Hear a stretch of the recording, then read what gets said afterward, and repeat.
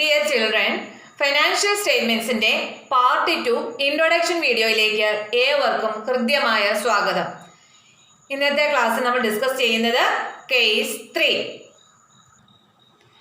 ഇപ്പോൾ എൻ്റെ ഉള്ളി കച്ചവടം ഒരു വർഷം പിന്നിട്ടു, രണ്ടാമത്തെ വർഷത്തിലേക്ക് പ്രവേശിച്ചു എന്ന് വിചാരിക്കുക.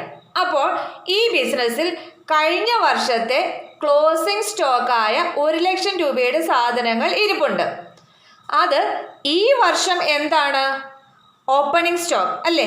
അതായത് കഴിഞ്ഞ വർഷത്തെ ക്ലോസിംഗ് സ്റ്റോക്ക് അല്ലേ ഈ വർഷം ഓപ്പണിംഗ് സ്റ്റോക്കായിട്ട് വരുന്നത്. അതുകൊണ്ട് ഈ കേസിൽ കഴിഞ്ഞ വർഷത്തെ 1,00,000 രൂപയുടെ ഈ ക്ലോസിംഗ് സ്റ്റോക്ക് എന്ന് പറയുന്നത് ഈ വർഷത്തെ ഓപ്പണിംഗ് സ്റ്റോക്കായി മാറും. അപ്പോൾ ഞാനിനി കഴിഞ്ഞ വർഷത്തെ എൻ്റെ ഈ ക്ലോസിംഗ് സ്റ്റോക്കിനെ വെട്ടി ഓപ്പണിംഗ് സ്റ്റോക്ക് എന്നാക്കി മാറ്റുകയാണ് ഈ വർഷം. അപ്പോൾ ഇനി ഇത് കഴിഞ്ഞ വർഷത്തെ ക്ലോസിംഗ് സ്റ്റോക്കാണ്, അതിനി ഈ വർഷം അത് എൻ്റെ ഓപ്പണിംഗ് സ്റ്റോക്കാണ്. ഓപ്പണിംഗ് സ്റ്റോക്ക് കറണ്ട് ഇയറിൽ ഇതെൻ്റെ ഈ 1,00,000 രൂപയുടെ ഓപ്പണിംഗ് സ്റ്റോക്കാണ്. അതായത് ഈ വർഷം ബിസിനസ് ആരംഭിക്കുമ്പോൾ എൻ്റെ കൈവശം 1,00,000 രൂപയുടെ സ്റ്റോക്ക് ഉണ്ടെന്നാണല്ലോ ഇതിൻ്റെ അർത്ഥം. അതായത് കഴിഞ്ഞ വർഷത്തെ ക്ലോസിംഗ് സ്റ്റോക്കാണ് ഈ വർഷത്തെ ഓപ്പണിംഗ് സ്റ്റോക്കായിട്ട് വന്നിരിക്കുന്നത്. ക്ലിയർ? പിന്നെ ഈ വർഷം വീണ്ടും ഞാനൊരു 4,00,000 രൂപയുടെ സാധനങ്ങൾ കൂടി പർച്ചേസ് ചെയ്തു എന്ന് വിചാരിക്കുക. അപ്പോൾ ഈ പർച്ചേസ് ചെയ്തതും ഓപ്പണിംഗ് സ്റ്റോക്കും ഉണ്ട് എനിക്ക് വിൽക്കാൻ വേണ്ടിയിട്ട്. അപ്പോൾ ഈ ഓപ്പണിംഗ് സ്റ്റോക്കിലുള്ള സാധനങ്ങൾ എടുത്തിട്ടാകാം ഞാൻ ആദ്യം വിൽക്കുന്നത്. കഴിഞ്ഞ വർഷത്തെ എൻ്റെ കുറച്ച് ചുവന്നുള്ളിയും വെളുത്തുള്ളിയും ഒക്കെ ഇവിടെ ഇരിപ്പുണ്ടല്ലോ, അതൊക്കെ ആയിരിക്കും ഞാൻ ആദ്യം വിൽക്കുന്നത്. പിന്നെ പർച്ചേസ് ചെയ്തിട്ടുള്ള ഈ സാധനങ്ങളും ഉണ്ട്, അതും വിൽക്കാം. അപ്പോൾ ഇത്രയും സാധനങ്ങളിൽ നിന്നുമാണ് ഞാൻ ഇനി ഈ വർഷം സെയിൽസ് നടത്തുന്നത്. അതും ഫുള്ളായിട്ട് സെയിൽസ് നടത്തണമെന്നുണ്ടോ?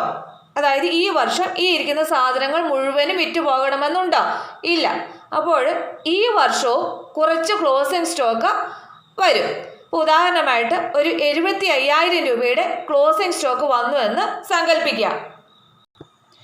ഒന്നുകൂടി പറയാം, ഇപ്പോൾ എൻ്റെ കൈവശം കഴിഞ്ഞ വർഷത്തെ ക്ലോസിംഗ് സ്റ്റോക്ക് 1,00,000 രൂപയുടെ ക്ലോസിംഗ് സ്റ്റോക്ക് ഉണ്ടായിരുന്നു. അത് ഈ വർഷത്തെ എൻ്റെ ഓപ്പണിംഗ് സ്റ്റോക്കാണ്.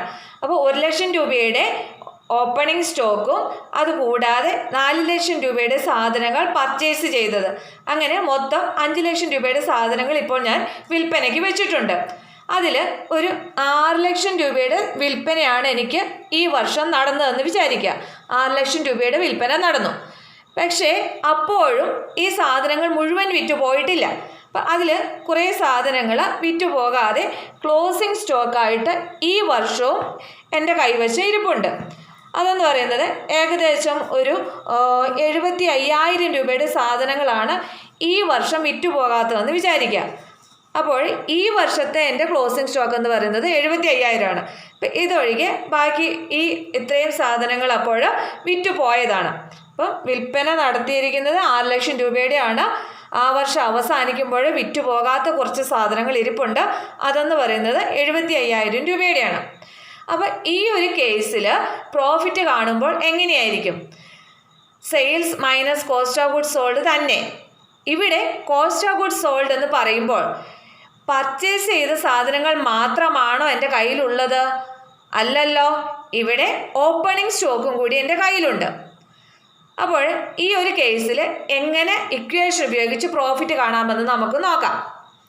നോക്കിയേ, ഇപ്പോഴത്തെ അവസ്ഥ, അതായത് പ്രോഫിറ്റ് കാണാനുള്ള ഇക്വേഷൻ എന്ന് പറയുന്നത് എന്താണ്? Profit equal to sales minus cost of goods sold ആണ്. അതറിയാമല്ലോ. ഇനി ഈ വർഷം ആദ്യം ഓപ്പണിംഗ് സ്റ്റോക്കായിട്ട് എൻ്റെ കയ്യിൽ 1,00,000 രൂപയുടെ സാധനങ്ങൾ ഇരിപ്പുണ്ട്. കൂടാതെ ഞാൻ പർച്ചേസ് ചെയ്തത് 4,00,000 രൂപയുടെ സാധനങ്ങളാണ്. എൻ്റെ സെയിൽസ് എന്ന് പറയുന്നത് 6 lakh ആണ്. ഈ വർഷം അവസാനം വിറ്റ് പോകാതെ നീക്കിയിരിക്കുന്നത് 75,000 രൂപയുടെ സാധനങ്ങളാണ്. അതാണ് ക്ലോസിംഗ് സ്റ്റോക്ക് എന്ന് പറഞ്ഞ് എഴുതിയിരിക്കുന്നത്. അങ്ങനെയാണെങ്കിൽ കോസ്റ്റ് ഓഫ് ഗുഡ്സ് സോൾഡ് എന്ന് പറയുന്നത് എങ്ങനെയാണ് കണ്ടുപിടിക്കുന്നത്?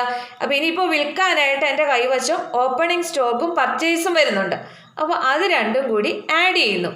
അതിൽ നിന്ന് വിറ്റ് പോകാതെ ഇരിക്കുന്ന ഈ ക്ലോസിംഗ് സ്റ്റോക്ക് ഉണ്ടല്ലോ, അത് ഡിഡക്റ്റ് ചെയ്യുന്നു.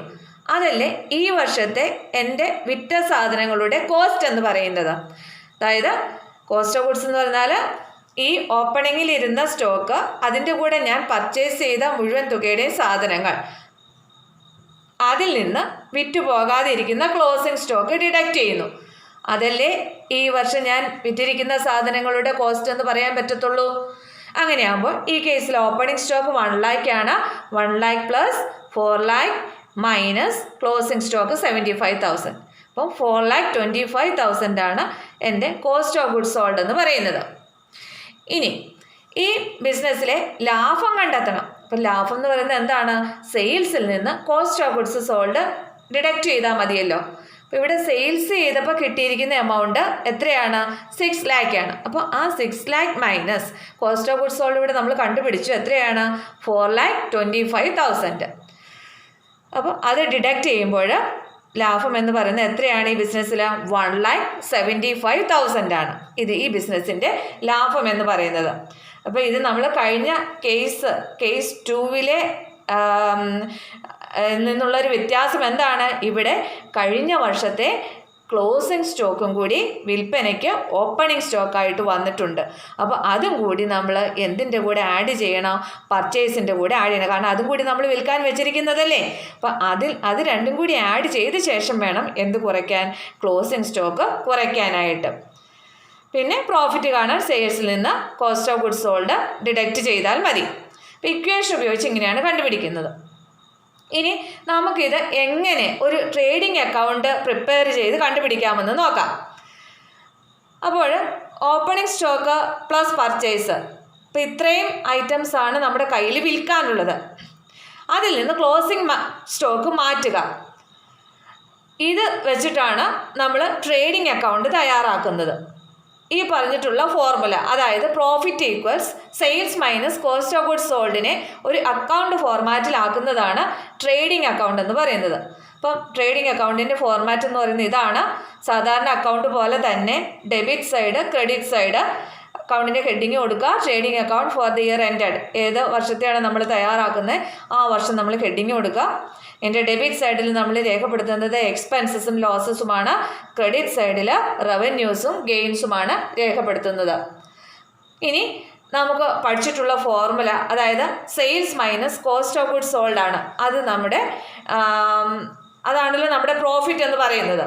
അപ്പോൾ എന്തൊക്കെ ഐറ്റംസ് ആണ് നമ്മൾ പറഞ്ഞിട്ടുള്ളത്? ഇവിടെ ഓപ്പണിംഗ് സ്റ്റോക്ക് ഉണ്ട്, പർച്ചേസ് ഉണ്ട്, സെയിൽസ് ഉണ്ട്, ഇതൊക്കെ ഉണ്ട് അല്ലേ. ഈ ഐറ്റത്തിലെ ക്ലോസിംഗ് സ്റ്റോക്ക് മാത്രം നമ്മുടെ ട്രയൽ ബാലൻസ് തന്നിട്ടുണ്ടാവില്ല. അപ്പോൾ ഇതൊരു ട്രയൽ ബാലൻസ് അല്ല, ഇത് അല്ലാതെ കുറച്ച് ഇൻഫോർമേഷൻ തന്നതാണ്. അല്ലാതെയുള്ള ഒരു പ്രോബ്ലം ചെയ്യുമ്പോഴാണെങ്കിൽ ക്ലോസിംഗ് സ്റ്റോക്ക് നമുക്ക് ട്രയൽ ബാലൻസിൽ തന്നിട്ടുണ്ടാകില്ല. എൻ്റെ കാരണമൊക്കെ നേരത്തെ പറഞ്ഞതാണല്ലോ. ബാക്കിയെല്ലാം ട്രയൽ ബാലൻസിലുണ്ട്. ഈ ഓരോ ഐറ്റത്തിനും ഡെബിറ്റ് ആണോ ക്രെഡിറ്റ് ആണോ എന്ന് ട്രയൽ ബാലൻസ് നോക്കാതെ തന്നെ നമുക്കിപ്പം അറിയാം അല്ലേ. അപ്പോൾ അതിനുള്ള ഒരു കോഡൊക്കെ ഞാൻ നേരത്തെ പഠിപ്പിച്ചിരുന്നത് ഏതാ? എഡ ക്ലിക്ക് അല്ലേ. അതായത് എക്സ്പെൻസസും അസറ്റ്സും ആണെങ്കിൽ ഡെബിറ്റ്, ലയബിലിറ്റീസും ഇൻകംസും ക്യാപിറ്റലിനും ഒക്കെ ക്രെഡിറ്റ് ബാലൻസ്, ഓർക്കുന്നില്ലേ? അപ്പോൾ അങ്ങനെ നോക്കുമ്പോൾ ഇവിടെ സെയിൽസ് ഉണ്ട്. അപ്പോൾ സെയിൽസിന് ഏത് ബാലൻസാണ് വരേണ്ടത്? ക്രെഡിറ്റ് ബാലൻസ് അല്ലേ. അപ്പോൾ സെയിൽസ് എവിടെയാണ് രേഖപ്പെടുത്തേണ്ടത്? ട്രേഡിംഗ് അക്കൗണ്ടിൻ്റെ ക്രെഡിറ്റ് സൈഡിൽ വേണം രേഖപ്പെടുത്താനായിട്ട്.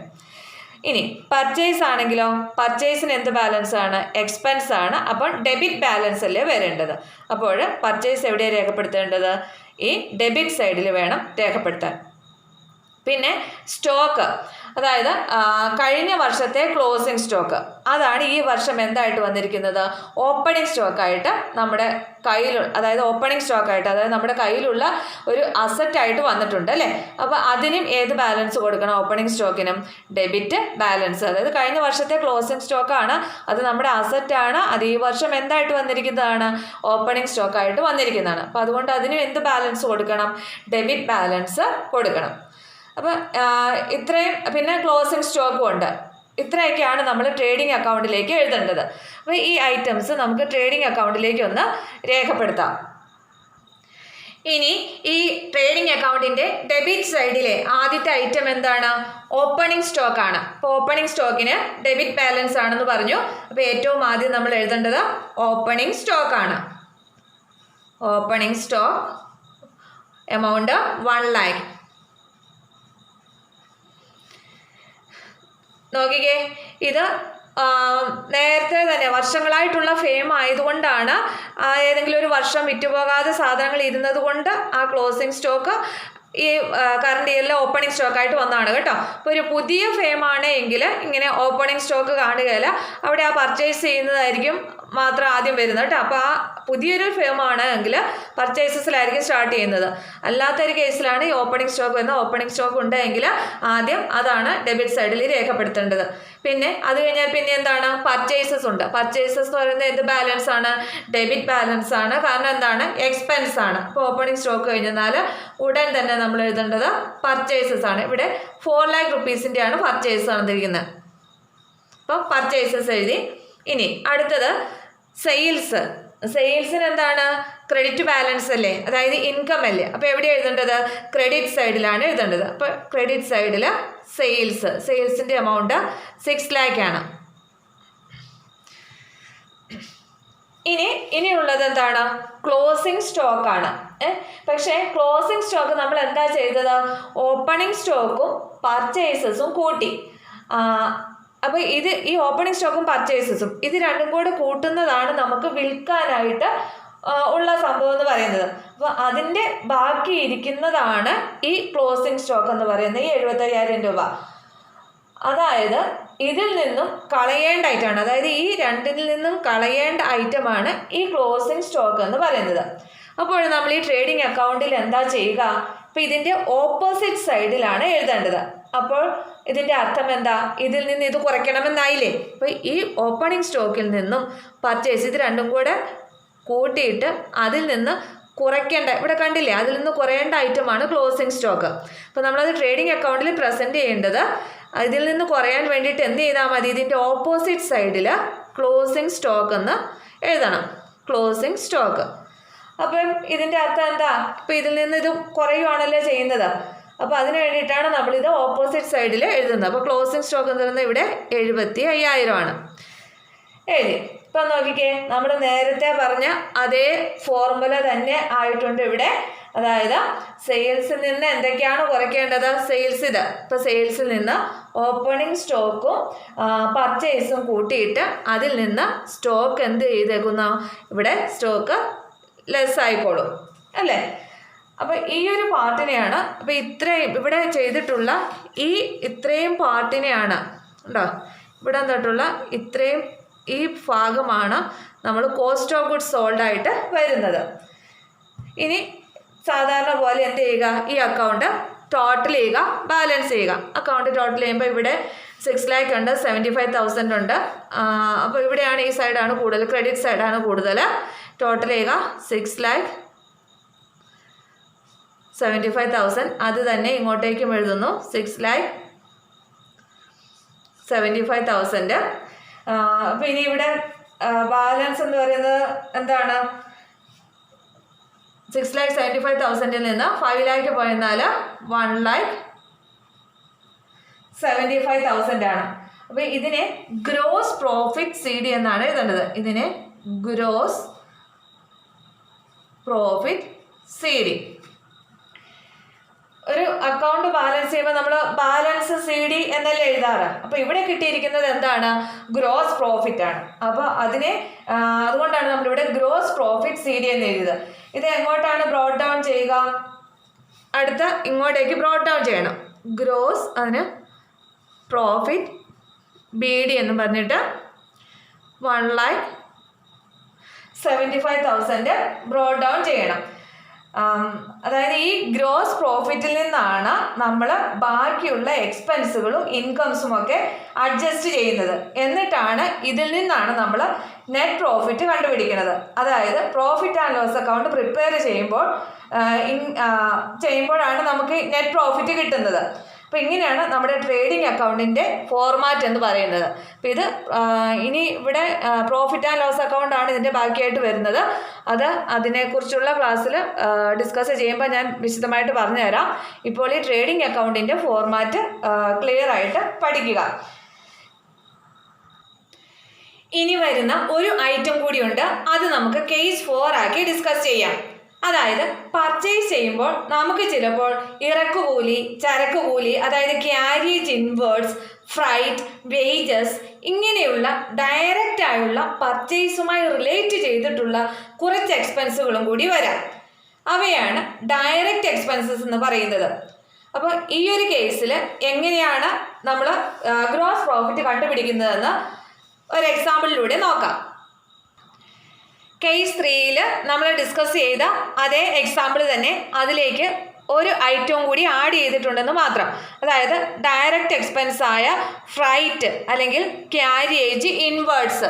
അതായത് ഉള്ളി കച്ചവടമല്ലാതെ ചെയ്തുകൊണ്ടിരുന്നത്. അപ്പോൾ ആ ഉള്ളി എൻ്റെ ഗോഡൗണിൽ എത്തിക്കുന്നതിന് വേണ്ടിയിട്ട് ഞാൻ വണ്ടിക്കൂലിയൊക്കെ ഉണ്ടാകുമല്ലോ. അപ്പോൾ അങ്ങനെ അതായത് ആ പർച്ചേസ് ചെയ്ത് കൊണ്ടുവരുന്നതിന് വേണ്ടിയിട്ട് മുടക്കിയിട്ടുള്ള തുകയില്ലേ, അതായത് അതുമായിട്ട് നേരിട്ട് റിലേറ്റ് ചെയ്ത് വരുന്ന ഒരു എക്സ്പെൻസാണ്. അതുകൊണ്ടാണ് അതിനെ ഡയറക്റ്റ് എക്സ്പെൻസ് എന്ന് പറയുന്നത്. അപ്പോൾ ഇത്തരത്തിലുള്ള ഫ്രൈറ്റ് ഇൻവേർട്സ് അല്ലെങ്കിൽ ക്യാരിയേജ് ഇൻവേർട്സ് അല്ലെങ്കിൽ വേജസ് ഇങ്ങനെയൊക്കെയുള്ള കുറേ ഡയറക്റ്റ് എക്സ്പെൻസുകളും ബിസിനസ്സിലും വരാം. അതുപോലെ ഫാക്ടറിയൊക്കെ ആണെങ്കിൽ ഫാക്ടറി റെൻറ്റ് അങ്ങനെ കുറേ ഉണ്ട്. അത് ഞാൻ പിന്നീട് അതിൻ്റെ ഡീറ്റെയിൽഡ് ലിസ്റ്റ് ഞാൻ തരാം. ഇപ്പോൾ ഈ ഒരു കേസിൽ ഈ ഫ്രൈറ്റ് അല്ലെങ്കിൽ ക്യാരിയേജ് ഇൻവേർഡ് എന്ന് പറയുന്നത് ഡയറക്റ്റ് എക്സ്പെൻസ് ആണെന്ന് മനസ്സിലാക്കുക. അപ്പോൾ ആ ഒരു ഐറ്റവും കൂടി ഇവിടെ ആഡ് ചെയ്തിട്ടുണ്ടെന്നേ ഉള്ളൂ. ഇപ്പം ഓപ്പണിംഗ് സ്റ്റോക്ക് 1 lakh തന്നെ, പർച്ചേസ് 4 lakh, സെയിൽസ് 6 lakh. ഈ സാധനങ്ങൾ പർച്ചേസ് ചെയ്യാൻ വേണ്ടിയിട്ട് മുടക്കിയിട്ടുള്ള ക്യാരിയേജ് ആണ് 5,000 എന്ന് പറയുന്നത്. Closing stock 75,000. അപ്പോൾ ഈ ഒരു കേസിൽ കോസ്റ്റ് ഓഫ് ഗുഡ്സ് കാൽക്കുലേറ്റ് ചെയ്യുമ്പോൾ നമ്മൾ ഈ ഡയറക്റ്റ് എക്സ്പെൻസ് ആയ ഈ ക്യാരിയേജ് ഇൻവേർഡും കൂടി ആഡ് ചെയ്യണം കോസ്റ്റ് ഓഫ് ഗുഡ്സ് സോൾഡ് കണ്ടുപിടിക്കുമ്പോൾ. അപ്പോൾ ഇക്വേഷൻ എന്ന് പറയുന്നത് എങ്ങനെയായിരിക്കും? ഓപ്പണിംഗ് സ്റ്റോക്ക് ഉണ്ട്, opening stock plus purchases plus direct expenses minus closing stock. അപ്പോൾ ഇത്രയും ആഡ് ചെയ്തിട്ട് അതിൽ നിന്ന് ക്ലോസിംഗ് സ്റ്റോക്ക് മൈനസ് ചെയ്യുകയാണ് ചെയ്യേണ്ടത്. കാരണം ഈ പർച്ചേസിനോടനുബന്ധിച്ച് വരുന്ന മറ്റൊരു ചിലവാണ് ഈ ക്യാരിയേജ് കൊടുക്കുക എന്ന് പറയുന്നത്. അപ്പോൾ അതും കൂടി നമ്മുടെ വിൽക്കാൻ വെച്ചിട്ടുള്ള സാധനങ്ങളുടെ കോസ്റ്റിൽ ആഡ് ചെയ്യേണ്ടതല്ലേ ഈ ക്യാരിയേജും കൂടി. അത് നമ്മൾ 5,000 രൂപ മുടക്കിയതല്ലേ. അപ്പോൾ അതുകൊണ്ടാണ് ഈ ഡയറക്റ്റ് എക്സ്പെൻസും കൂടി ഇവിടെ ആഡ് ചെയ്തിരിക്കുന്നത്. അപ്പം ഇത്രയും opening stock, purchase, direct expense ഇത്രയും ആഡ് ചെയ്ത ശേഷം അതിൽ നിന്ന് ക്ലോസിംഗ് സ്റ്റോക്ക് കണ്ടുപിടിക്കുകയാണ് ചെയ്യേണ്ടത്. അപ്പോൾ ഇവിടെ ഓപ്പണിംഗ് സ്റ്റോക്ക് 1 lakh ഉണ്ട്. 1 lakh plus purchase 4 lakh plus direct expense, അതായത് ഇവിടെ ക്യാരിയേജ് ഇൻവേർഡ് ആണ്. അപ്പോൾ അതുകൊണ്ട് അത് 5,000. അതിൽ നിന്ന് ക്ലോസിംഗ് സ്റ്റോക്കായ 75,000 ഡിഡക്റ്റ് ചെയ്യുന്നു. അപ്പോൾ ക്ലോസ് സ്റ്റോക്ക് ഗുഡ്സ് സോൾഡ് എന്ന് പറയുന്നത് എത്രയാണ്? 4,30,000 വരും. ഇനി പ്രോഫിറ്റ് കണ്ടുപിടിക്കാം. പ്രോഫിറ്റ് എന്ന് പറയുമ്പോൾ sales minus cost of goods sold ആണ്. സെയിൽസ് എന്ന് പറയുന്നത് 6 lakh ആണ്. അപ്പോൾ 6 lakh മൈനസ് 4 lakh ഈ കോസ്റ്റ് ഓഫ് ഗുഡ്സ് സോൾഡ് ആയ 4,30,000 കുറയ്ക്കുന്നു. അപ്പോൾ എത്രയാണ് വരുന്നത്? 1,70,000 ആണ് വരുന്നത്. ഇനി ഈ സംഭവം തന്നെ ട്രേഡിംഗ് അക്കൗണ്ട് വരച്ചിട്ട് എങ്ങനെയാണ് ചെയ്യുന്നത് എന്നുള്ളതാണ് ഇവിടെ ചെയ്തിരിക്കുന്നത്. അപ്പം ട്രേഡിംഗ് അക്കൗണ്ടിൻ്റെ ഫോർമാറ്റ് വരയ്ക്കുന്നു. Debit side, credit side. ആദ്യം നമ്മൾ പറഞ്ഞു ഇവിടെ ഓപ്പണിംഗ് സ്റ്റോക്ക് ഉണ്ട്. അപ്പോൾ ട്രേഡിംഗ് അക്കൗണ്ടിൽ ഏറ്റവും ആദ്യം ഏതാണ് എഴുതേണ്ടത്? ഓപ്പണിംഗ് സ്റ്റോക്കാണ് എഴുതേണ്ടത് 1 lakh. പിന്നെ എഴുതേണ്ടത് പർച്ചേസ് ആണ് 4 lakh. ഈ ഓപ്പണിംഗ് സ്റ്റോക്കും പർച്ചേസും അത് ഒരുമിച്ച് വരേണ്ടതാണ്. അപ്പോൾ ഇത്രയും സംഭവങ്ങളാണ് നമ്മൾ വിൽക്കാൻ വെച്ചിരിക്കുന്നത് അല്ലേ. പിന്നെ ഡയറക്റ്റ് എക്സ്പെൻസ് ഉണ്ട് അല്ലേ. അപ്പോൾ ഈ എക്സ്പെൻസ് ഈ ഫ്രൈറ്റ് അല്ലെങ്കിൽ ക്യാരിയേജ് ഇൻവേർഡ് എന്ന് പറയുന്നത് എന്താണ്? ആ ബിസിനസ്സിനെ സംബന്ധിച്ചുള്ള ഒരു എക്സ്പെൻസ് അല്ലേ. അപ്പോൾ ഇതിനും എന്ത് ബാലൻസ് ആണ്? ഡെബിറ്റ് ബാലൻസ് ആണ് വരുന്നത് അല്ലേ. അപ്പോൾ അതുകൊണ്ട് ഏത് സൈഡിലാണ് എഴുതേണ്ടത്? ഡെബിറ്റ് സൈഡിലാണ് ഈ ഫ്രൈറ്റ് കൊടുക്കേണ്ടത്. അപ്പോൾ 5,000 എക്സ്പെൻസ് ആയിട്ട് ഡെബിറ്റ് ചെയ്തിരിക്കുന്നു. ഇനി ക്രെഡിറ്റ് സൈഡിൽ ഏതൊക്കെയാണ്? സെയിൽസ് അല്ലേ. സെയിൽസ് ഇൻകം ആണ്, അതുകൊണ്ട് ക്രെഡിറ്റ് സൈഡിൽ എഴുതി. പിന്നെ ക്ലോസിംഗ് സ്റ്റോക്ക് എന്ത് ചെയ്യണം? ഈ ഓപ്പണിംഗ് സ്റ്റോക്ക് പ്ലസ് പർച്ചേസ് ഇതിൽ നിന്ന് എന്ത് ചെയ്യേണ്ട ഐറ്റമാണ്? മൈനസ് ചെയ്യേണ്ട ഐറ്റമാണ്. അപ്പോൾ അതുകൊണ്ട് അതിനെ ഇതിൻ്റെ ഓപ്പോസിറ്റ് സൈഡിൽ എഴുതി. അതെന്ന് പറയുന്നത് 75,000. അപ്പം നേരെ കഴിഞ്ഞ കേസിൽ നമ്മൾ ചെയ്തില്ലേ, അതുപോലെ തന്നെ. അപ്പോൾ നമ്മൾ എല്ലാ ഐറ്റംസും നമ്മൾ എഴുതി കഴിഞ്ഞു. ഇനി അക്കൗണ്ട് ടോട്ടൽ ചെയ്യുന്നു. ടോട്ടൽ ചെയ്യുമ്പോൾ 6,75,000 ആണ്. അത് തന്നെ ഇപ്പുറത്തോട്ട് എഴുതിയിരിക്കുന്നു. അപ്പോൾ ഇവിടെ എത്ര രൂപയാണ് ഇവിടെ വ്യത്യാസം വരുന്നത്? 1,70,000 ആണ് അല്ലേ? അപ്പം അതായത് ഇവിടെ ക്രെഡിറ്റ് സൈഡാണ് കൂടുതൽ, അതായത് ഇവിടെ ഇൻകമാണ് കൂടുതൽ വരുന്നത്. അപ്പോൾ അതിൽ നിന്ന് എക്സ്പെൻസ് ഇത്രയേ ഉള്ളൂ, 5,000 റുപ്പീസ് എക്സ്പെൻസ് ഉള്ളൂ. അപ്പോൾ അത് കഴിച്ചിട്ട് ബാക്കി വരുന്നതെന്ന് പറയുന്നത് എന്താണ്? ഗ്രോസ് പ്രോഫിറ്റ് CD ആണ് അല്ലേ? ഗ്രോസ് പ്രോഫിറ്റ് CD 1,70,000 ഉണ്ട്. അത് തന്നെയാണ് ഇക്വേഷൻ ചെയ്യുമ്പോൾ നമുക്ക് കിട്ടുന്നത്. അപ്പോൾ അത് അക്കൗണ്ടിൻ്റെ ഫോർമാറ്റിലേക്കൊക്കെ ചെയ്യുമ്പോൾ ഈ രീതിയിൽ വേണം ചെയ്യാനായിട്ട്. ആ ഗ്രോസ് പ്രോഫിറ്റിനെ എന്ത് ചെയ്തേക്കുക? ബ്രോഡ് ഡൗൺ ചെയ്തിട്ടേക്കുക. ഇനി അപ്പോൾ ഈ ഗ്രോസ് പ്രോഫിറ്റിനെ ബ്രോഡ് ഡൗൺ ചെയ്ത് കൊണ്ടുവന്നിരിക്കുന്നത് P&L അക്കൗണ്ടിലേക്കാണ്. അപ്പോൾ ഇത് P&L അക്കൗണ്ടിൻ്റെ ക്രെഡിറ്റ് സൈഡായിട്ട് വന്നു കഴിഞ്ഞു. ബാക്കി ഞാനത് P&L അക്കൗണ്ട് പഠിപ്പിക്കുമ്പോൾ ഞാൻ പറഞ്ഞു തരാം. അപ്പോൾ ഈ ഡയറക്റ്റ് എക്സ്പെൻസ് മാത്രമല്ല ഉള്ളത്, ഇത് കൂടാതെ വേറെയും കുറേ ഇൻഡയറക്റ്റ് എക്സ്പെൻസുകളും കൂടി വരുന്നുണ്ട്. അതെല്ലാമാണ് P&L അക്കൗണ്ടിൽ നമ്മൾ എഴുതുന്നത്. അത് ഞാൻ പിന്നീട് പറഞ്ഞു തരാം. അപ്പം ഇതോടുകൂടി ട്രേഡിംഗ് അക്കൗണ്ട് എന്താണ്, അതിൻ്റെ ഫോർമാറ്റ് എന്താണ്, അതിങ്ങനെ പ്രിപ്പയർ ചെയ്യുന്നതിൻ്റെ ലോജിക്ക് എന്താണ്, ഇതൊക്കെ എല്ലാവർക്കും മനസ്സിലായി കാണുമെന്ന് കരുതുന്നു. അപ്പോൾ ഇന്നത്തെ ക്ലാസ്സിൽ ഇത്രയും മതി. Okay, thank you.